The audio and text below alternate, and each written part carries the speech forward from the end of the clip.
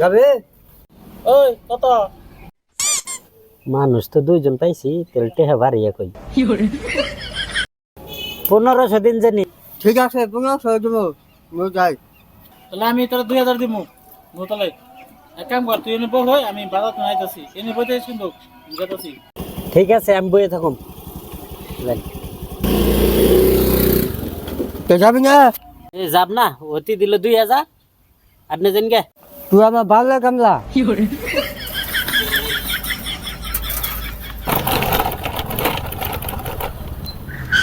ও ও ওড়াই